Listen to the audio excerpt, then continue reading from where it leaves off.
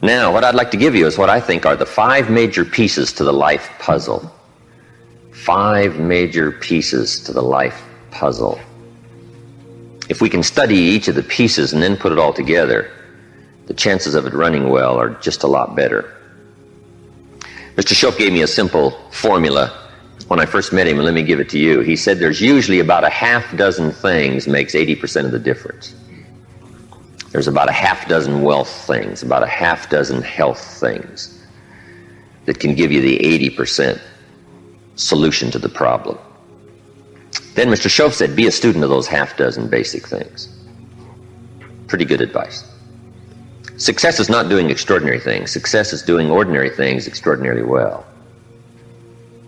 So if you just learn to do it well, key things well, learn to speak well. Poor people can talk and rich people can talk. Looks like rich people talk better.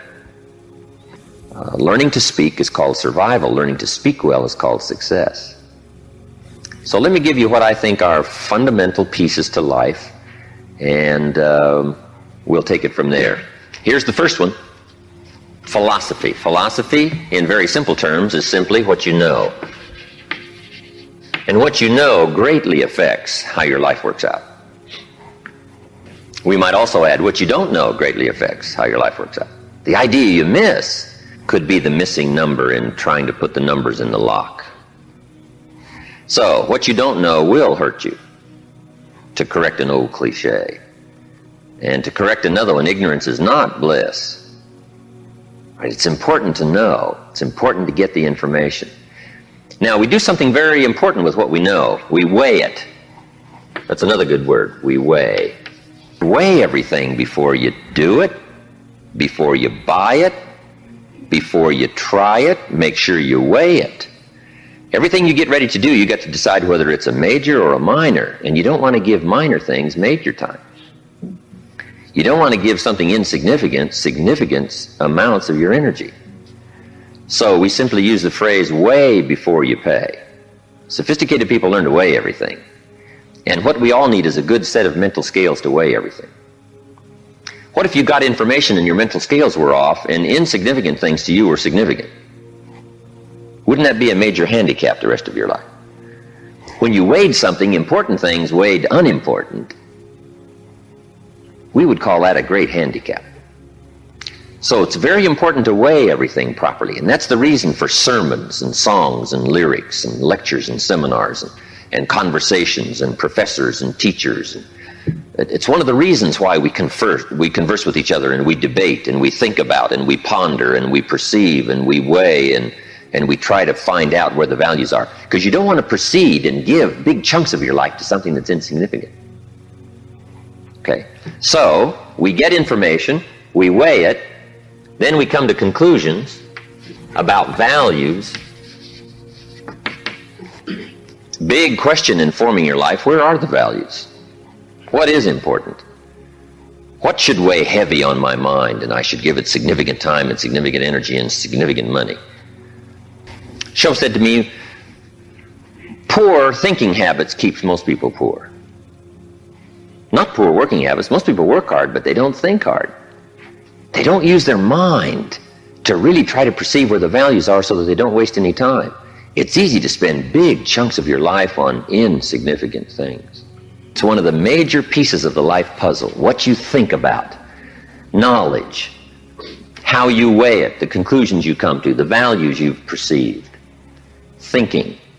If you really want to help somebody change their life, you have to start changing their mind, change their philosophy, change how they think. Somebody says, well, just motivation, that'll do. And the answer is no, motivation won't do it. If a guy's an idiot and you motivate him, you got a motivated idiot. Right? Say, no, that's not what it takes. Now, it's very easy to make errors in judgment. Errors in judgment. I'm now teaching people, even after they're out of school, university, college, they should read at least 1 or 2 books a week. It's easy when you get out of school, right, and get a job to just sort of let that all slide, not keep up the learning process.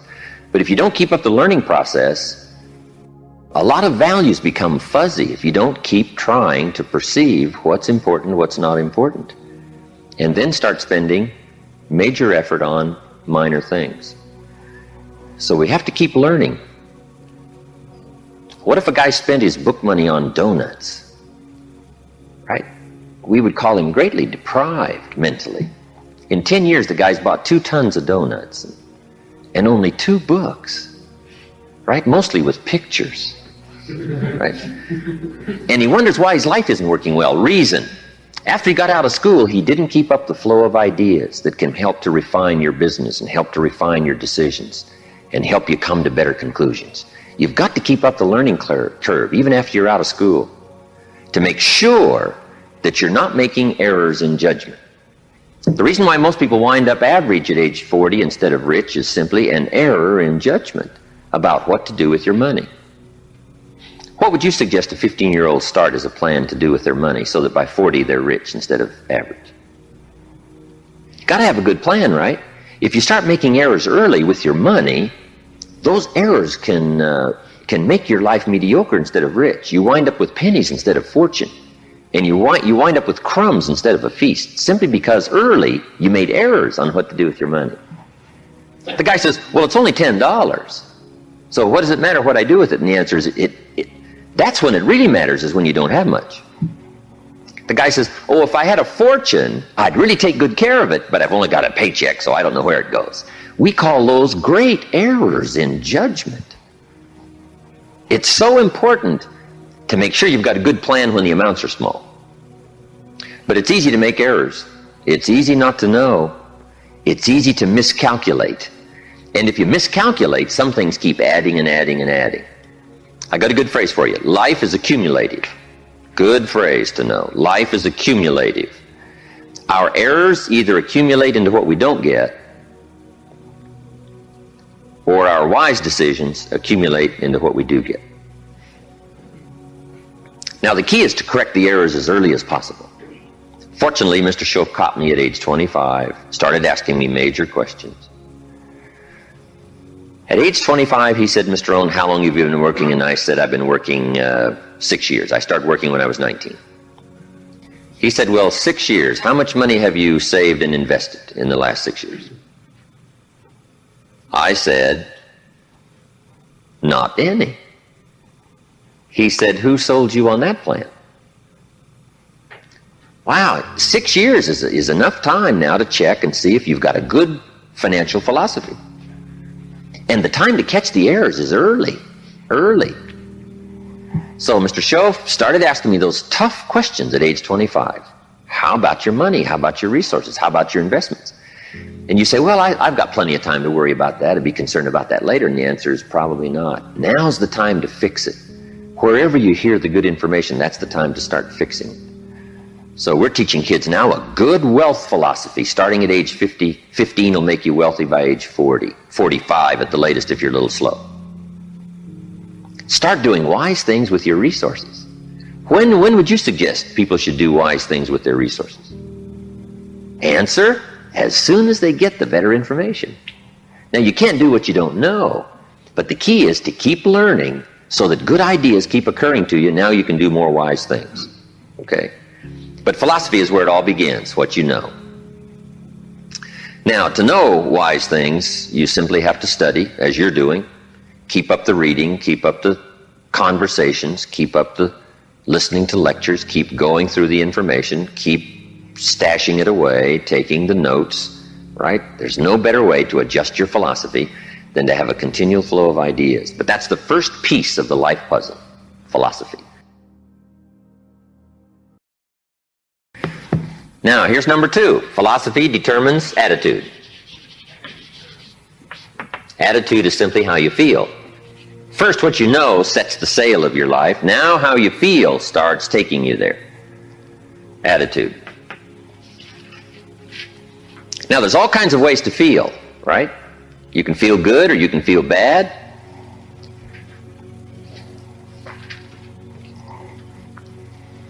Here's one attitude. If this is all they pay, I'm not coming early and I'm not staying late on the job.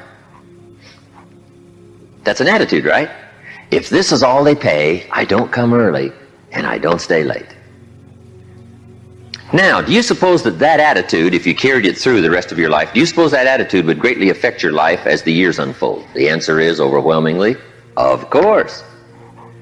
Here's another attitude. No matter what they pay, I always come early and I always stay late to invest in my own future. Isn't that fascinating? Attitude is by choice. You can either choose to come early or you can choose to come late. You can either choose to leave early or you can choose to stay late. Attitude's a matter of choice. Now, to make wise choice, we need educated attitudes. Emotions must go to school to learn where the values are. Okay? Good phrase. Emotions must go to school. When kids are young, right? A 3-year-old, falls on the floor and kicks his feet and screams. We say, well, that's okay when you're 3, but it isn't okay when you're 30. Right? As a little kid, right, you can retaliate and punch somebody out, but when you're 23, we say, no, you got to learn now to take that emotion and send it to school and find out where the values are. It's okay to feel strong, but you've got to learn to restrain yourself in a society if you want life to go well for you. So attitudes now become a matter of educated choice. Educated choice. But how we feel is going to greatly determine how our life works out. Now, it's how you feel about a variety of things. Let me give you that list. Number 1, it's how you feel about the past.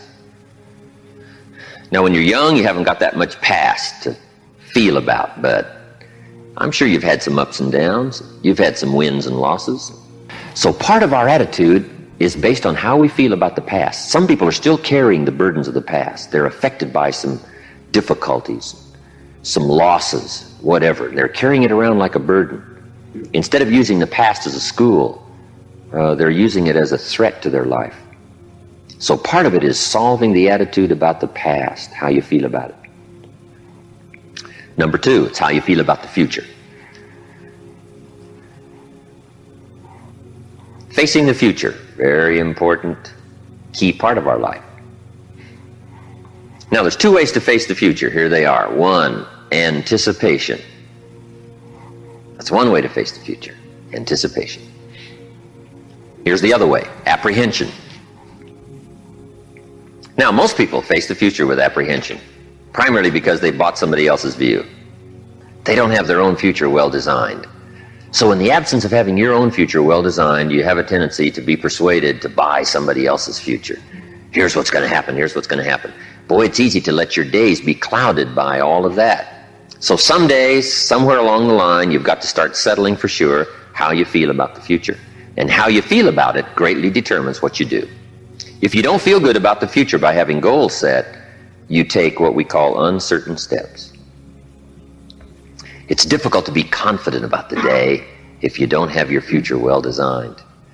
So here's one of the keys to do about your future. Set goals, write them down, design the future.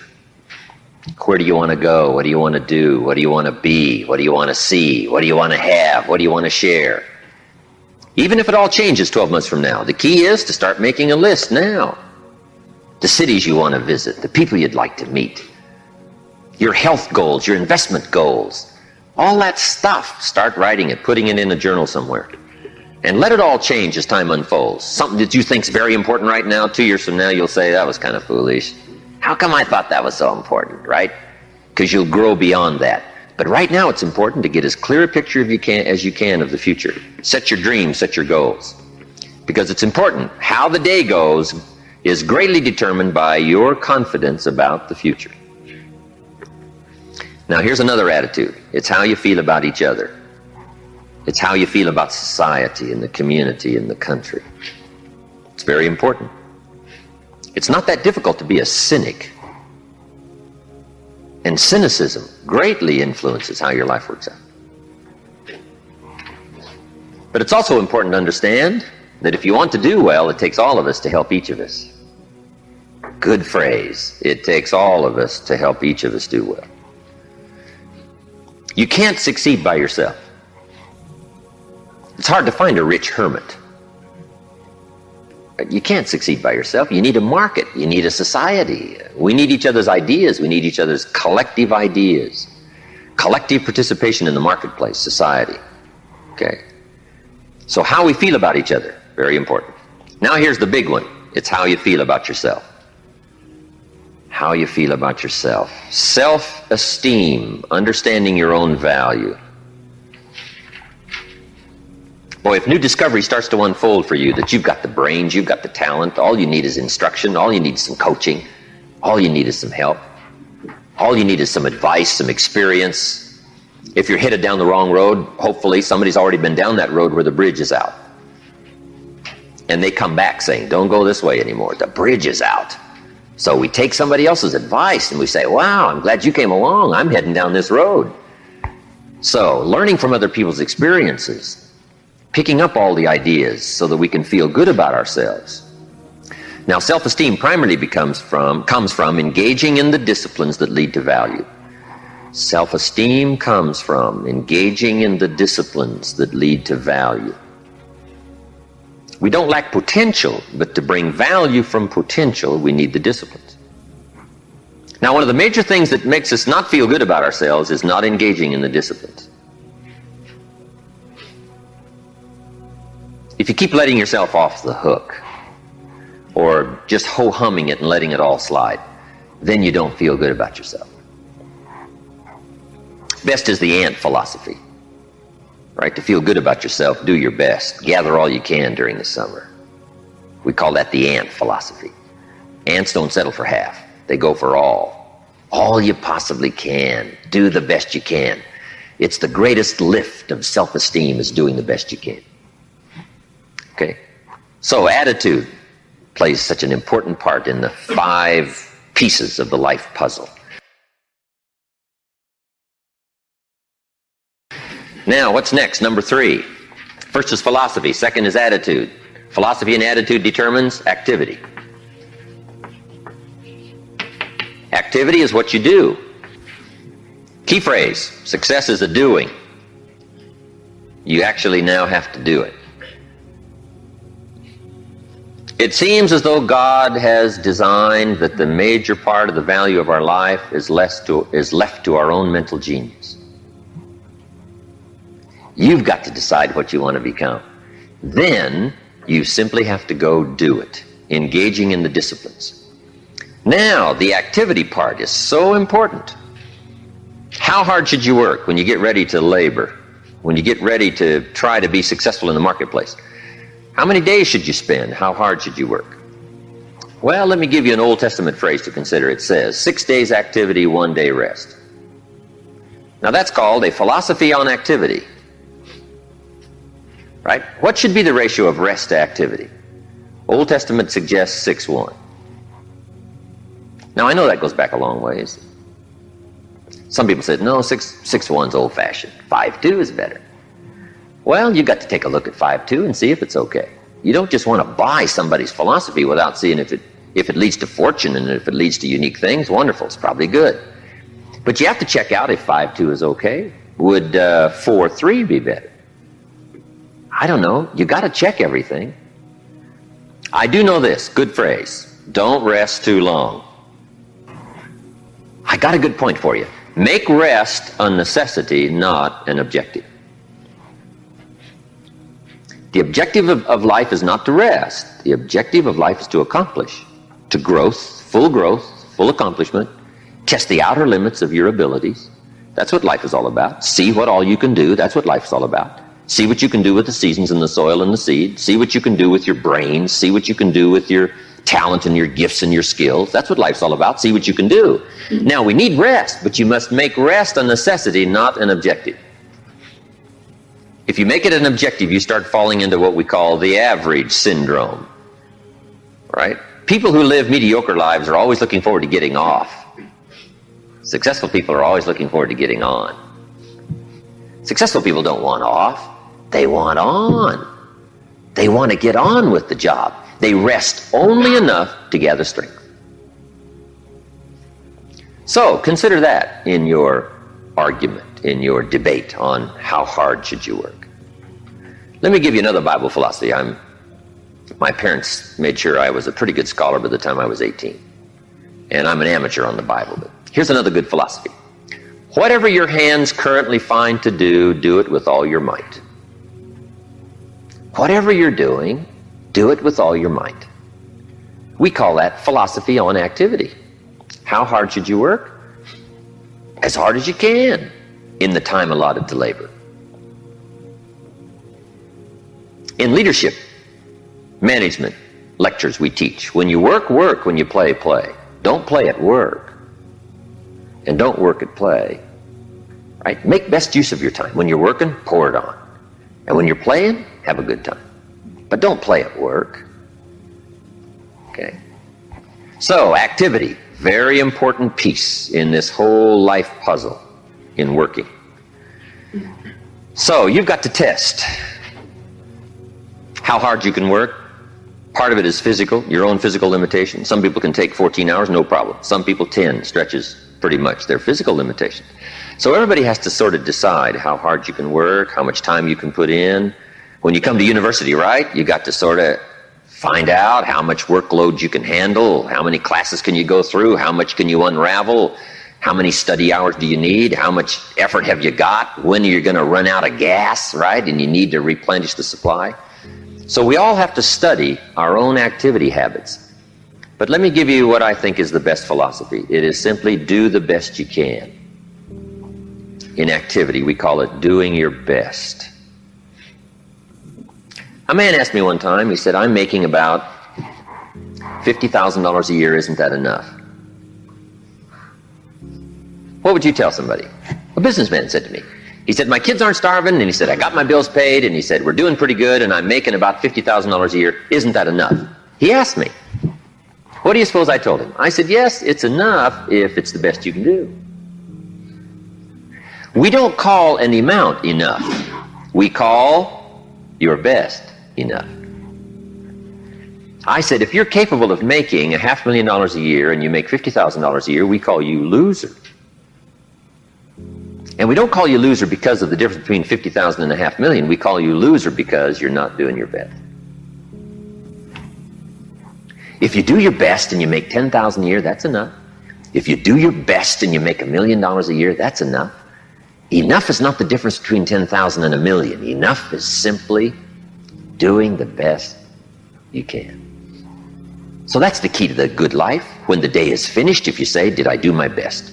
And if I'm not doing my best, why not? Have I got some errors in my philosophy that says, hey, half effort's okay, just slide by, ho-hum it, cross your fingers, and everything will work out, hopefully. Say, no, I don't want to take those kind of chances. I don't want to drift. Okay? So activity. Just put a big question mark on activity and say, here's a major piece of life to keep checking. Make sure I'm doing my best. That's all I require, my best. A group of psychiatrists asked me to come and lecture for them in Los Angeles one time, which I thought was interesting, since I only went to 1 year of college. And then in the middle of my lecture, I had the audacity to say, ladies and gentlemen, let me tell you what I think most messes with the mind. They said, what do you think most messes with the mind? I said, I think what most messes with the mind is simply doing less than you can. It sets up all kinds of psychic problems, doing less than you can. Guess when you really feel good about yourself? When you've done the best you can. You don't even have to win the full prize if you do the best you can. We call that the ultimate winning, doing the best you can. Wow, there's nothing like the soaring self-confidence that comes from putting out what we call full effort. In whatever you do, it's called full effort. Philosophy, activity, attitude leads to number 4, results. And that's what life is all about, putting the first 3 together. Good philosophy, attitude, high activity to get the ultimate called results. I got a good phrase for you. Results is the name of the game. Now, the challenge of life is a very simple phrase. Let me give it to you. I think you'll find it interesting to at least ponder. The challenge of life is to make measurable progress in reasonable time. Measurable progress in reasonable time. First, we don't want to be unreasonable with time. If you and I agree to do something, 5 minutes later I'm asking you, how are you doing? You say, I haven't left the building yet. You can't ask in 5 minutes. 5 minutes is too soon. That's unreasonable. Now, if I don't ask you for 5 years, we call that too late. You can't wait 5 years, and you can't go 5 minutes, right? We all have to learn what is reasonable time to expect somebody to make progress, to grow, to change, to develop. So all of us have to learn, especially if you're going to become leaders, entrepreneurs, if you're going to have management responsibilities and work with people, you got to understand what is reasonable time. We don't want to be unreasonable with time. But here's what else we expect: measurable progress in reasonable time. How many years should the child spend in 4th grade? Approximately. About 1. You say, well, if they're nice kids, would you give them 3 or 4? You say, no, you can't spend 4 years in 4th grade. It's unacceptable. We put on the family pressure. We put on peer pressure, right? We put on all kinds of pressure. You can't spend 4 years in 4th grade. Now, wouldn't that be interesting if we applied the same kind of social pressure all of our lives? What would be acceptable to society for wise investments to have been made by age 30, so that you can really properly take care of yourself and your family? Somehow we've missed those standards, right? Shouldn't it be popular to be wealthy by age 40? And shouldn't we look at somebody who by age 45 is not at least financially independent, saying, where have you been? Tibet? Or Bangladesh you probably have spent. You mean you've been here all this time? Right? Shouldn't we make it a bit unacceptable not to be well off in what we call reasonable time? But what if a guy spent his potential fortune on non-essentials from age 15 to age 45? Shouldn't we call that unacceptable? Shouldn't teenagers ask their parents, how come we're not rich? We live in a rich country. This is America. Aren't those good questions? How about the wisdom of a good plan versus a poor plan? What if a man was a farmer and he ate his seed corn? Instead of planting it, he ate it. Wouldn't we make arrangements to go get his children? And say, the kids aren't safe. The man's insane. He eats his seed corn. He doesn't plant it. Wow. I just offer that as kind of an interesting question. If we make such pressure demands for 4th grade, why shouldn't we make those same pressure demands for the rest of life? Interesting question, right? Good debatable question. Now, part of it is society eases back on us as far as ongoing demand of results. But here's what I'd ask you to do. Make the demands on yourself. I'm asking you not to let yourself off the hook. Society will let you get by with far less than you want to be. When you get out of university, how many books will the community demand that you read every month? Approximately. About none. So if you're going to do the extra reading, guess what? You've got to develop that philosophy and put that pressure on yourself. But what I'm asking you to do is take a good look at results. Now, another reason why we look at results at age 25, results at age 30, on a wide variety of things: health and wealth and culture and sophistication and lifestyle and uniqueness. We keep checking all those results. Here's why. To see if there's any errors in activity. Guess how easy it is to make errors in activity? It's easy. We teach in our leadership series, don't mistake movement for achievement. Boy, sometimes it's easy to be faked out by being busy. The guy's busy 10 hours a day, but he's going in figure eights. The guy's not making progress. He's stalled, but he's busy. And he thinks being busy is going to do it. Say, no, you got to be busy doing the right things. So maybe you need activity fixed. Maybe you need attitude fixed. Who knows? The guy who says, since they don't pay well, I come late and leave early. We say, John, that's going to affect you all your life.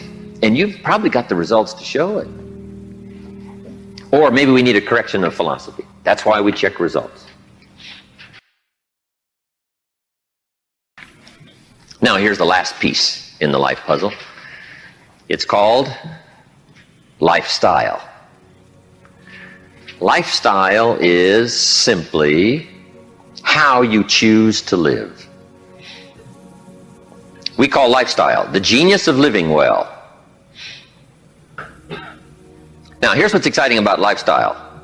As a subject of one of the major pieces of the life puzzle, all of us can choose, especially in this country, all of us can choose how we wish to live. Guess what you can get from your money? Joy or animosity. However you wish to live. A father takes a $10 bill and wads it up and throws it at his son and says, if you need the darn stuff that bad, take it. We call it money without style. The father's got the money, but he doesn't have the style. He studied economics, but he didn't study happiness. So let me give you the phrase. Happiness is an art, not an accident.